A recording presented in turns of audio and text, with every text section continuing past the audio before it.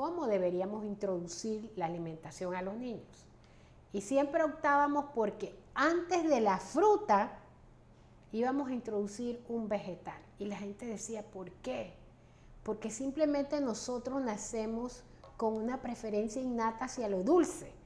Y si yo le doy algo dulce al niño primero, me va a rechazar el vegetal. Wow. Bienvenidos a Nutri Entrevista. Hoy tengo una nutricionista de Chitré, o sea, ya saben cómo viene la cosa aquí, bien sencillo, bien jovial y lo más importante es una persona con experiencia, mucha experiencia en centros de orientación infantil, atendiendo niños y además fue una de las que creó la carrera de nutrición en Panamá y cuando yo estuve en la universidad fue mi directora y yo tengo la grata alegría de decir que fue una de mis mayores mentoras y concejales porque me dio muchísimos consejos. Así que bienvenida la licenciada Elsa de Atencio. Muchas gracias. Y aquí estamos pues para enseñarle un poco y abordarle el tema tan interesante que es la nutrición infantil. Porque como yo digo, nosotros los buenos hábitos se inician ¿desde qué? Desde que la madre concibe, ¿no? Y se alimenta adecuadamente, pero es durante esos primeros años que vale el esfuerzo de toda la familia de educar y educar también con el ejemplo sobre lo que se debe comer y lo que no se debe comer o que debemos evitar. Así que con gusto estamos aquí, Luis Fernando, para responder a sus preguntas y hablar sobre el tema tan interesante que es la nutrición infantil. Sí, bueno, yo creo que mi canal no se centra en nutrición infantil, pero ahora yo estoy seguro que va a haber varios papás viendo de que, wow, vamos a ver qué es lo que van a decir aquí. Y a mí me han contactado un par de veces, no mucho la verdad, pero una de las preguntas que yo siempre me he dado, porque tengo mi familia, ¿no? Mis sobrinitos que tienen 8, 7, 5, tengo uno ahora que tiene un año, acaba de cumplir un año, y yo les estaba hablando sobre eso que he leído acerca de, ¿cómo se llama? Que los niños se ponen a jugar con la comida ahora, y lo tiran por todos lados, le dan un brócoli, se lo come, y eso me llama demasiado la atención. Pero ¿usted en qué se centra de esto de los niños y qué recomienda después de la lactancia? O sea, después de los 6 meses o después del año, ¿cómo recomienda un padre que empiece con la alimentación de su hijo? Bueno, sabemos que la lactancia exclusiva es hasta los 6 meses. Durante esos 6 primeros meses es leche materna lo ideal. En algunos casos, pues, que amerita por alguna condición de salud del niño, recurrir a la alternativa de las fórmulas maternizadas. Pero iniciando esos 6 meses es el momento apto para que los padres empiecen una alimentación complementaria, porque sabemos que la leche materna empieza a ser deficiente, sobre todo en hierro. Entonces, ¿qué es lo que nosotros vamos a introducir? Y aquí es muy importante cómo lo hacemos. Introducimos un alimento a la vez, y ese primer alimento generalmente es un cereal de arroz fortificado con hierro. ¿Y por qué arroz y no maíz u otro tipo de cereal? Simplemente porque el cereal de arroz desarrolla menos alergia en los niños, ¿no? Es hipoalergénico. Y hierro, pues porque él necesita ese hierro que está carente en la leche materna. Pero, ¿qué pasa después de ese cereal fortificado con hierro? ¿Qué viene? Y aquí es donde viene la controversia de que si es el jugo de fruta, que si es la fruta, que si es la verdura o el vegetal. Y hay escuelas y hay escuelas. Sin embargo, mi escuela, que es Estados Unidos, y yo trabajé por casi 12 años con todos los programas de orientación infantil de las Fuerzas Armadas de Estados Unidos cuando estaban aquí en Panamá, en Clayton, teníamos indicaciones de cómo deberíamos introducir la alimentación a los niños. Y siempre optábamos porque antes de la fruta íbamos a introducir un vegetal. Y la gente decía, ¿por qué? Porque simplemente nosotros nacemos con una preferencia innata hacia lo dulce. Y si yo le doy algo dulce al niño primero, me va a rechazar el vegetal. Wow. ¿No? Entonces, empecemos con ciertas verduras, ¿no? Sancochados, los vegetales y por cuánto tiempo, porque el niño está en un proceso de aprendizaje, ¿no? Generalmente un vegetal que tiene muy poco sabor va a ser rechazado. Y no es a la primera vez que el niño rechace el vegetal que yo voy a decir, no, ya no más. Las buenas escuelas dicen que un niño debe probar un mismo vegetal por lo menos de 8 a 10 veces antes de que el padre decida, vamos a quitárselo. Y esto quiere decir que probablemente vamos a dárselo por 2-3 semanas hasta que el niño aprenda a aceptar el sabor, ¿no? Entonces nos vamos con las verduras, pueden ser nuestros zapallos, nuestra yuca, las zanahorias, ciertos vegetales que sean suaves. Las estadísticas nos dicen que el vegetal más rechazado por los niños son los guisantes. Oh, wow. Eso se ha comprobado y se han hecho estudios, pero no por eso vamos a dejar de dárselo.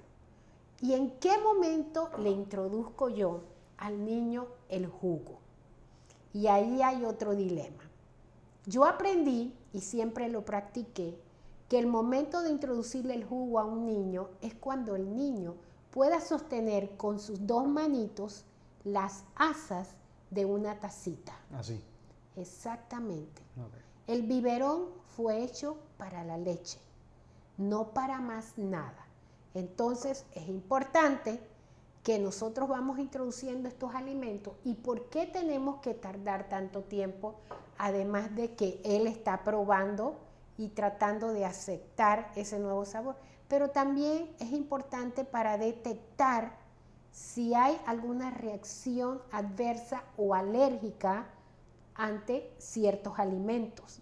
Porque si hay alergias, entonces debemos parar de darle el alimento al niño. Entonces, antes que las frutas, vamos con las verduras, después posteriormente vamos a las frutas, vamos al pan, vamos a la carne muy deshilachada, en trozos muy pequeños, ¿verdad? Gradualmente, al punto que a los 12 meses de edad, el niño debe comer de todo, sentado en la mesa con la familia, estilo familiar, que lo hemos perdido, porque hoy en día tú comes en tu cuarto, el bebé come con la empleada o la abuelita, la mamá come cuando llega y se perdió esa práctica tan hermosa que es comer en el estilo familiar. Claro. Y recordemos que es un pequeño. Él no debe demorar más de 10-15 minutos sentadito en esa silla porque se aburren, se duermen, entonces, y debemos dejarlo que él toque los alimentos con sus manos. Que aprenda que una vez que lo toca, él va a llevar el alimento, va a experimentar con él, pero al final va a saber que el lugar correcto para llevarlo es la boca. Bueno, y creo que ahí vale la pena tocar un punto porque tengo un sobrino que está en esa parte ahorita mismo y piensan que apenas hace esta carita de que ya no le gustó, y otra cosa que piensan es que mientras está jugando tira el alimento para un lado, tampoco le gustó. Entonces creo que agarran cada parte de cada expresión del bebé y dicen que eso es que no le gusta. Entonces, en vez de dejarlo que se desarrolle con ese alimento, y claro que va a ser un desastre, claro que va a ensuciar la mesa, claro que va a tirar la comida al piso, pero no se la quitemos. ¿Usted qué opina de ese aspecto? Y de ese aspecto primero, y además de que también, yo lo digo porque es un familiar mío muy cercano, y también le estaban dando muchos licuados. Dije papaya con agua licuada, en lugar de darle la papaya y que él se la lleve a la boca. Entonces seguía con el biberón. ¿Usted qué opina de esto del biberón y de la jugada que es el baby led weaning, se llaman, ¿no? De la jugada con los alimentos y del biberón después. ¿Qué opina? Bueno, el niño, como dije, va a experimentar con los alimentos. El niño se sienta en su sillita, siempre supervisado por un adulto. Y él va a tocar, él va a tirar los alimentos. Eso es parte del desarrollo de él. Él tiene que probar textura con sus manos, tiene que oler, tiene que saber qué pasa cuando el alimento lo tira a la pared, cuando cae al suelo. Pero finalmente, y algo muy importante, el rol del padre es asegurarse que el niño se le provea de una alimentación balanceada y nutritiva. El rol del niño, aunque ustedes no lo crean, por pequeño que sea, es comer los alimentos que él necesita, los que él requiere. Él regula. Él va a comer para satisfacer su hambre. No tenemos que forzarlo, no tenemos que regañarlo, ni pegarle, ni decirle tampoco. Después que tú te comes la comida salada, viene el premio, y el premio es el dulce. Error garrafal. El dulce, lo que estamos creando es una connotación de que lo bueno es lo dulce. No es así. Probablemente la mejor idea para preparar un plato de un niño es ponerle la fruta en el mismo plato que el resto de la comida. O sea, como una ensalada para un niño. Claro, pero todo junto. Ahí va la carne, ahí va el arroz, hay estos platitos que tienen divisiones. Y adivinen por dónde va a empezar el niño. Va a empezar por lo dulce, pero se va a comer el resto. Y tratamos de evitar eso de que lo dulce es para lo último y es el premio. Entonces, la otra pregunta que me hacías era referente a... Ok, la primera era jugar con los niños. Claro, que es lo correcto. Exactamente. Y la otra era los licuados. Los licuados. ¿Qué pienso yo de los licuados? El niño tiene que aprender a masticar. Si nosotros le vamos a diluir todo, le vamos a facilitar eso, probablemente pueda haber una alta concentración de azúcares allí, que aunque sean de la fruta, fructosa, siguen siendo azúcares. También en X momentos, si mezclamos muchas frutas, no vamos a poder detectar si hay una reacción alérgica a algo. Los sabores a veces pueden ser muy fuertes y no vamos a obtener el valor nutricional igual que cuando el niño se come la fruta entera. Claro. ¿Dónde está la fibra? Muchas frutas se diluyen, ¿verdad? Y no es lo mismo. Mi recomendación es darle al niño la fruta en su forma natural. Aunque la tire por todos lados. Aunque la tire por todos lados. Y dejemos de estar regañándolos. Que ellos se autocontrolen lo que tienen que comer. Y el padre supervisa. Claro. ¿No? Y a veces yo entiendo la abuelita que quiere que se limpie el plato el niño, que jugamos al avioncito para ver cuando llega la cucharita a la boca, y no son buenas prácticas porque el niño tan pronto muestra el deseo de usar la cuchara, hay que dejarlo usar su cuchara, que no sea el adulto. El adulto va a supervisar. O sea, que de la mano a la cuchara el adulto no le da la comida. No, el adulto no le debe dar la comida, a menos al inicio probablemente sí, claro. Pero al año el niño debe comer con su cucharita, ¿cierto? Y te digo algo, a los 3 años el niño debe poder manejar un tenedor y un cuchillo perfectamente. Wow, a los 3 años. O sea, bueno, lo que estábamos hablando más que nada era como de 6, algo así, de 6 a 12 meses, que lo empieza a hacer con la mano, ¿no? A los 12 meses ya debe comer. Con su cuchara. Y su familia. Y su familia. Exacto. Entonces es bien interesante esto. A mí me llama la atención este tema porque de aquí es que se crean los hábitos.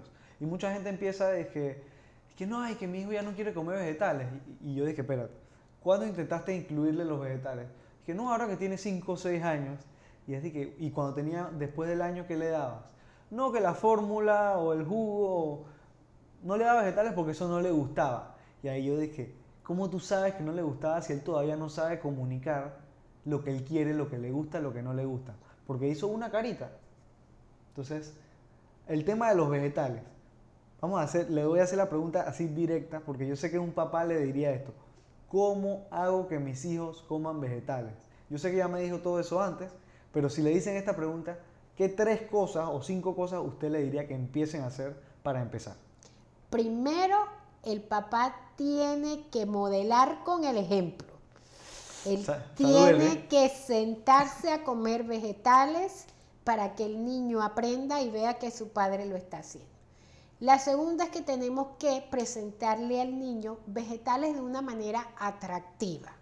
No podemos irnos a la ensalada de lechuga y tomate como es la más común en nuestro país, un vegetal a la vez. Otra de las cosas que yo le digo a los padres, si estamos hablando de niños de 3 años, que involucre al niño en la preparación de los alimentos. No hay nada más bello, y te hablo por experiencia, que el niño que prepara sus propios alimentos, aunque lo veamos que está mal, aunque veamos que no luce como muy espectacular aquella ensalada, él disfruta de lo que sus propias manos hicieron. Entonces, involucrarlo en la compra, involucrarlo en la preparación e involucrarlo en la servida de los alimentos, ¿no? Entonces, hay cursos de cocina para niños pequeños donde se les enseña, donde ellos aprenden a tenerle amor a la cocina, porque hay mucho rechazo hacia querer estar en la cocina preparando alimentos. Entonces, seamos conscientes de que no solamente los vegetales se pueden incluir como ensaladas.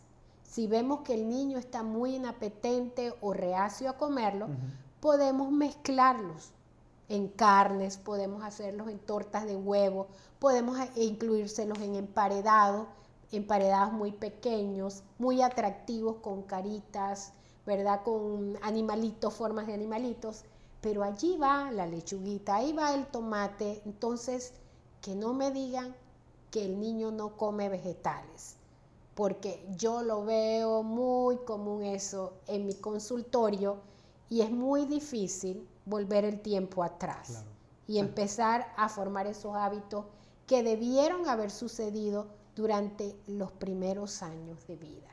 Los primeros 5 años marcan lo que el niño va a hacer sobre sus hábitos alimentarios. Lo que bien se hizo, amén. Y claro, lo que no se hizo, pues retomarlo va a costar un poco. No es imposible, ¿no? Pero el niño tiene que ser partícipe de la preparación de alimentos. Y sí se puede. Claro que sí. Y debemos tenerlos muy bien enfocados en que tanto el almuerzo como la cena deben tener alguna porcioncita de vegetales en su plato, aunque sean escondidos allí con otros alimentos. Pero es mi recomendación para los padres. Bueno, bien directa, me encantó. Y yo fui de esos que mi mamá me va a matar después que vea esto, que no me dieron tantos vegetales cuando era niño. Yo era de los que de los 10 años hasta los 18 años decía, a mí no me gustan los vegetales. Yo entré a nutrición por el deporte, entonces como quise mejorar en mi deporte, leí tanto que los vegetales tenía que comerlos que me los empezaba a comer y sabían horrible. Pero después, porque me comía el brócoli hervido solo, sin sal, sin nada, y eso es de que tampoco así, ¿no? Ahora me hago preparaciones de mi pollo con hojas de mostaza y las hojas de mostaza le dan el sabor al pollo. Entonces, yo creo que nunca es tarde. Es ideal lo que usted está mencionando, pero siempre se puede y yo recomiendo empezar con lo que ya te gusta. Claro, así mismo es. ¿Viste cómo cogiste el pollo y le añadiste las hojas de mostaza? Así mismo es lo que yo digo, ¿verdad? Exacto, y si a una persona ya le gusta la zanahoria, empieza por ahí y felicítate por hacer las cosas bien. Yo siempre digo eso. Si haces algo bien, felicítate y sigue haciéndola. No digas, ay, me falta no sé qué. No, vamos empezando por lo que ya hacemos. Claro. Entonces, otra pregunta que yo sé que esto también la tiene que volver loca en la consulta, que últimamente la gente dice que la leche es para las vacas y no hay nada peor para la salud que la leche, que yo discrepo, yo sinceramente discrepo, porque incluso una alimentación alta en calcio proveniente de los lácteos disminuye el riesgo de cáncer de colon y la gente nunca habla de eso, pero ellos no están haciendo estas investigaciones. O los lácteos, a veces cuando las personas no comen muchos vegetales, tienen nutrientes que estarían en los vegetales, pero para los niños, ¿qué usted opina de los lácteos en los niños? Bueno, es que los lácteos forman parte de la alimentación balanceada. Cuando hablamos de lácteos, ¿en qué pensamos inmediatamente? En huesos, en dientes sanos y fuertes. Entonces, al haber la carencia de lácteos, hay la carencia de calcio sobre todo y de otros minerales que generalmente se pueden conseguir en ciertas alternativas, como en el yogur, como en los quesos. Cuando comemos mucho brócoli o cuando comemos sardinas, que las cantidades tienen que ser muy grandes, es necesario. Y en las escuelas siguen enfocándose en de que la nutrición del niño, hasta 5 años, por lo menos, debe estar siempre presente su vaso de leche. Mi experiencia con los centros de orientación infantil, en lugar de agua, el desayuno, el almuerzo y la cena, lo que había era la presencia de un vaso de leche. Wow. ¿No? Nos enfocábamos mucho en que ese calcio estuviera presente, de que el niño viera la leche como parte de la alimentación, no como una opción, no como mezclado o en forma de helado que a veces vemos. Y voy a aquí hacer a hablarles sobre el panameño y sobre todo la dieta del panameño, del niño panameño, Sí, claro. que está muy escasa en calcio. Y sabemos cuáles son las consecuencias, probablemente no a corto ni mediano plazo, sino a largo plazo, ¿verdad? Los problemas con la osteopenia, la osteoporosis, muy común ¿verdad? en Panamá. Que es cuando los viejitos empiezan a, ¿verdad?, a caer, a fracturar sus caderas, sus rodillas. Entonces, ¿cuándo pude yo, cómo puedo yo enmendar cuando ya soy una anciana ese problema de no haber tenido una ingesta adecuada de calcio Claro. durante mis primeros 20 años de vida? Entonces, no podemos pensar de que la leche, vamos a omitirla, de que la leche es mala para la salud del niño. Es importante y debe estar presente prácticamente en 3 comidas del día. El calcio es esencial para el crecimiento y para la utilización de la masa muscular, que es tan importante para esos niños tan activos. Entonces, no siempre pensamos en lo que hay que quitar y qué debemos agregar. Entonces, ahí está el enfoque que yo quería encontrarle. Usted habla de que el calcio, los niños están teniendo una alimentación deficiente en calcio en Panamá. Pero yo creo que hay otra parte importante que también es muy común en los niños y es el estreñimiento. Cuando no van al baño, y ahí viene la falta de fibra en los niños en la alimentación del panameño también. ¿Qué solución usted le brinda a esos papás que el niño no puede ir al baño, le duele ir al baño y a veces recurren hasta los supositorios? ¿Qué usted les recomendaría que debieran incluir en su alimentación desde ya? Tú dijiste algo, la falta de fibra. ¿Y dónde obtenemos la fibra? En las frutas, en los vegetales, en los granos, en los cereales integrales. Entonces es importante de que el niño tenga un buen aporte de fibra diaria en su dieta, pero también de agua, ¿cierto? Muchos niños no se están hidratando, aunque no necesariamente las causas del estreñimiento son únicas y debidamente a una dieta deficiencia Claro. en fibra. Muchas veces el niño se estreñe, ¿por qué? Por nervios, porque no quiere sentarse al baño, porque no quiere pujar, le duele, siente dolor, por alguna situación en el hogar que le esté causando estrés. Entonces, es importante por lo menos regular el horario de que el niño va al baño. Hay tazas especiales pequeñitas donde el niño puede sentarse y acostumbrarlo a una hora, a una rutina de ir al baño y acompañarlo de repente y, como hablamos de la parte de la alimentación, complementar sus comidas con el buen aporte de fibra que van a ayudar a esas evacuaciones diarias que son requeridas. Pero los problemas de estreñimiento siguen siendo problemas mucho de la niñez. Entonces tenemos que estar pendientes también de las heces, de la consistencia de las heces, no si son duras, si son suaves. Todo eso son parte de la labor que tiene que hacer el cuidador del niño. No solamente es la comida, es toda su vida en un entorno general. Bueno, yo creo que importantísimo esto de los niños, yo creo que es la base y por eso lo estamos incluyendo aquí. Así que muchas gracias por venir a esta Nutri-entrevista y gracias por todo el apoyo que me da en esto. Y creo que básico, empecemos desde temprano, démosle mucho frutas y vegetales a los niños, una alimentación variada y no nos olvidemos de compartir con los niños, porque en el compartir, en la preparación, en la compra, en la cena, en la mesa, está que el niño asocie una buena alimentación a estar con la familia y estar contento. Así que muchas gracias. Terminamos aquí firmando la manzana, mi manzana de la entrevista. Vamos a firmar la manzana. Así que bueno, muchas gracias, profe, por todo. A la orden.